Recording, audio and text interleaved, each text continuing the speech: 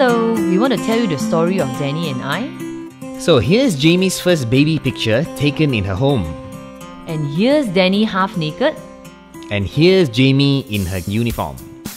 And Danny holding his first car. Oh my gosh, Danny, there's another 90 more photos of you as a kid. Can we just skip this and tell them how we really met? Oh, good thing you said that. I'm not too sure how to explain your other 199 crazy school pictures too. Okay guys, we will show you baby pictures when we have our own kids, okay? So one day, I was out with my friend Rodney and Danny was out with his friend John at the same place. Rodney and John know each other, but Danny and I have never met. And so those two had a lightning bolt idea to matchmake us. Rodney and John decided that we should all meet at this bar called Library after dinner. It was their official opening that day. It was a little bit awkward. They made us sit together in a corner, squashed together. And we were made to ask each other's questions. Where you from? What do you do? So Danny told me. I told her I'm an actor. And I thought, okay, great, because I have friends in the entertainment business, and I asked him, so what have you acted in so far? And he answered, Saving Ryan's Private. I totally lost my mood then. And then he went on to say, Foreskin Gum. My face turned black by then. I stopped talking to him and asked if he has games on his phone. He said no, but I took his phone and checked anyway. And at the end, that's how our first so-called date ended. Totally didn't like each other. Yup, absolutely hated it, but he still asked for my number anyway. And she gave it to me willingly, okay? She punched it into my phone. Yeah, sure, I gave it, but I still made Rodney listen to my complaints about you after that. Okay, here comes the second part of the story. Oddly enough, 3 to 4 months later after the incident, Danny has asked me to go out, but I say couldn't because I was going to hang out with my girlfriend. This is true story, but by sheer coincidence, we bumped into each other at the same place and Danny saw that I was not only with my girlfriend, but I was with a bunch of guys.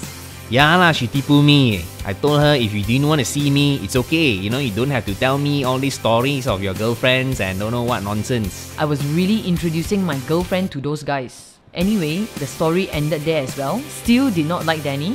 The real story comes a couple of months later when I actually bumped into Jamie in one Otama. She was working late and she was rushing to have dinner, and out of the blue I actually spotted her while I was actually having a meeting at the lounge. So I ran after her and said hi and decided to go and grab drinks after the meeting.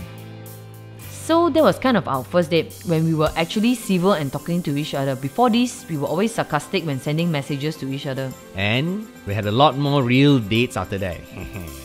He didn't know then that there was actually 2 other guys going after me at the same time. But in the end, I asked him to help introduce some other girls to those 2 boys.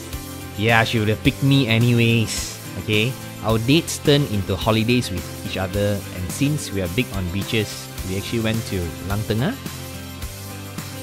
Perhentian, Gaya Island,